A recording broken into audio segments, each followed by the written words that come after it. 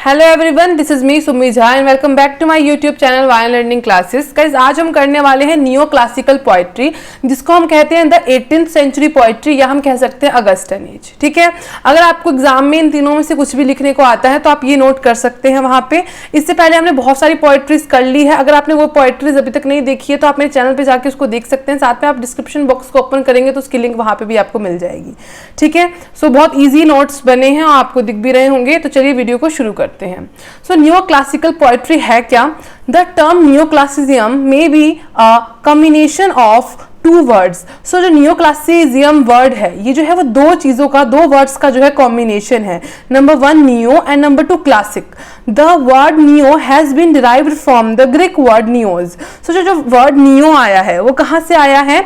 वो आया है ग्रीक वर्ड है न्यूज, न्यूज से आया है, विच सजेस्ट यंग और न्यू, जिसका युवा और नए सुझाव देता है। ठीक है, ये जो है टर्म, ये जो वर्ड है न्यूज, ये हमको क्या करता है? युवा और नए सुझाव देता है। While the word classic consistent with the Webster dictionary refers to the design and work of the traditional author of Greece and Rome, जबकि क्लासिक शब्द वेबस्टर डिक्शनरी के अनुरूप ग्रीस और रोम के पारंपरिक लेखकों के डिजाइन और कारीगरों को संदर्भित करता है। ठीक है, आगे देखेंगे। To combine these words we get the meaning of neoclassicism because of the rebirth and restoration of classicism। so इन दोनों वर्ड्स को कंबाइन करके जो है वो neoclassicism का जो है वो मतलब बनता है। बिकॉज ऑफ द रीबर्थ, सबसे पहले देखो रीबर्थ का मतलब क्या होता है? पूर्ण जन्म। एंड रिस्टोरेशन का मतलब होता है बहाली। ठीक है, और आगे बढ़ते हैं। हैंस नियोक्लासिज्म, नियोक्लासिज्म का मतलब होता है नवशास्त्र। Neoclassicism is the movement, movement का मतलब होता है आंदोलन। Hence neoclassicism is the movement in the history of English literature which led immense emphasis on the revival of the classical spirit during the period between 1660 से लेकर 1798। सबसे पहले मैं आपको मीनिंग बताऊंगी। नियोक्लासिज्म का मतलब होता है नवशास्त्र, मूवमेंट का मतलब होता है आंदोलन, हिस्ट्री का मतलब होता है इतिहास, और इंग्लिश लिटरेचर तो आप सभी जानते ही हैं। ठीक है, इसके आगे क्या है कि 1660 से लेकर 1798 के बीच की अवधि के दौरान शास्त्रीय भावना के पुनरुद्धार पर अत्यधिक जोर दिया। इसी के साथ हमारा फर्स्ट पैराग्राफ जो है वो खत्म होता है। नीचे चलते हैं। The new classical as is divided into 3 stages. तो जो नया क्लासिकल एज है वो 3 स्टेज में डिवाइड हुआ है। सबसे पहले द रिस्टोरेंट पीरियड, और आगे आगे हम पढ़ेंगे। पहले देखो, ये रिस्टोरेंट पीरियड का एक बहुत बड़ा जो है वो टॉपिक बनता है, लेकिन ये जो है अभी फिलहाल हम शॉर्ट में इसको कर रहे हैं, क्योंकि पोएट्री हमारे को आएगी, हमको पोएट्री के बारे में बताना है, ना कि रिस्टोरेंट पीरियड को पूरा यहाँ पे एक्सप्लेन करना है। इसलिए हम छोटा छोटा हम जो है वो एग्जाम्पल के तौर पर लेंगे रिस्टोरेंट पीरियड। तो सबसे पहले 3 चीज़ों में डिवाइड हुआ है। Number 1 restoration period. रिस्टोरेशन का मतलब होता है बहाली और पीरियड का मतलब होता है अवधि। It is called the restoration period because king Charles was restored during this era. तो इसको रिस्टोरेशन पीरियड कहते हैं क्योंकि इस टाइम जो है वो किंग चार्ल्स जो है उनका जो है वो शासन चल रहा था। The restoration period lasted from 1660 to 1700। तो ये कब से कब तक चला? 1660 से लेकर 1700 तक चला। Writers of this age Dryden and Milton endeavored to use sublime, grand and impressive style, scholarly allusion and mythology and curb the extreme use of imagination। सबसे पहले इस टाइम के जो मतलब राइटर्स हुआ करते थे फेमस, वो देखो कौन कौन है? डार्डन, और साथ में देखेंगे सब्लाइम का मतलब होता है उदात्त, ग्रैंड का मतलब होता है भव्य, इंप्रेसिव स्टाइल का मतलब होता है प्रभावशाली शैली।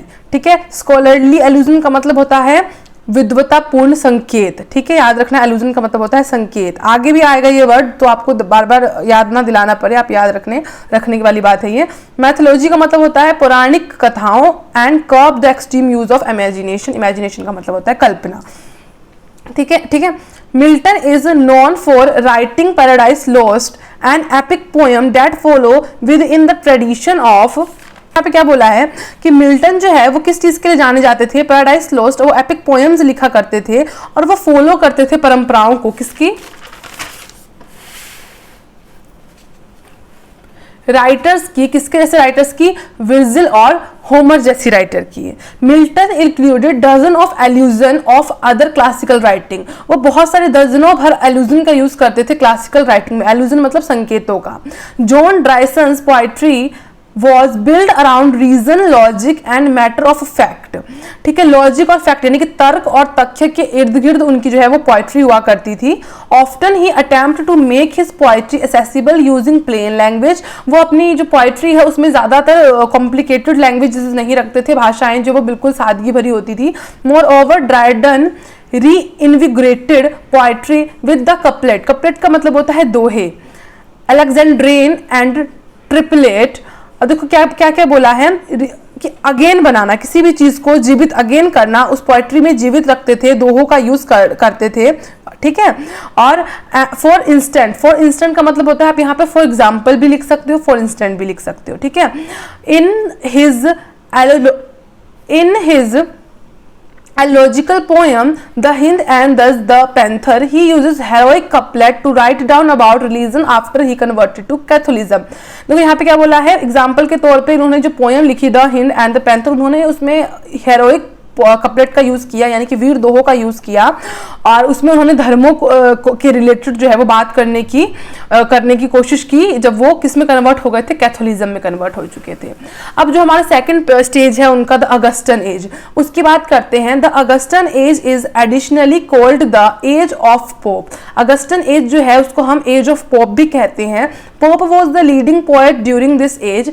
अब इसको पोप वाला एज क्यों कहते हैं, क्योंकि इस टाइम जो है वो पोप जो है वो ऐसे पोएट थे, ऐसे कवि थे जो सबसे ज्यादा लीडिंग रोल प्ले कर रहे थे। जैसे कोई मूवी होता है उसमें कभी किसी हीरो का लीड रोल हुआ, लीड एक्टर हुआ या लीड एक्ट्रेस हुई, वैसे इस टाइम का जो एज है उसमें जो पोएट का लीड रोल था वो पोप कर रहे थे।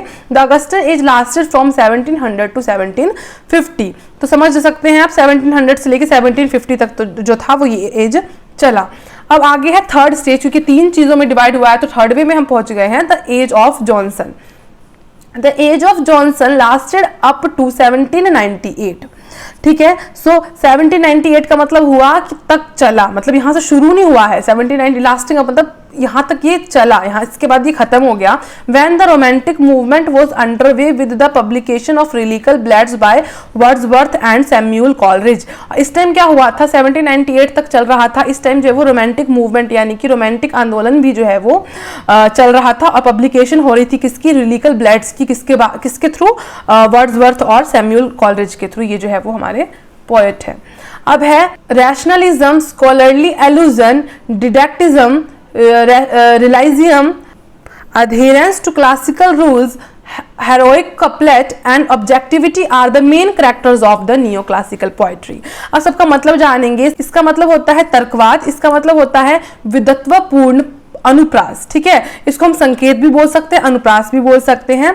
इसका मीनिंग होता है उपदेशवाद, इसका मीनिंग होता है यथार्थवाद, इसका मतलब होता है शास्त्रीय नियमों का पालन करना किसी भी मतलब हम पोएम में जब यूज करते हैं। हीरोइक कपलेट का मतलब होता है वीर दोहे, एंड ऑब्जेक्टिविटी का मतलब होता है वस्तुनिष्ठा। ये सब चीजें जो हैं वो न्यू क्लासिसिज्म पोएट्री की या न्यू क्लासिकल पोएट्री की जो है वो मेन कैरेक्टरिस्टिक होता है। इसी के साथ हमारा जो ये वीडियो है वो कंप्लीट होता है।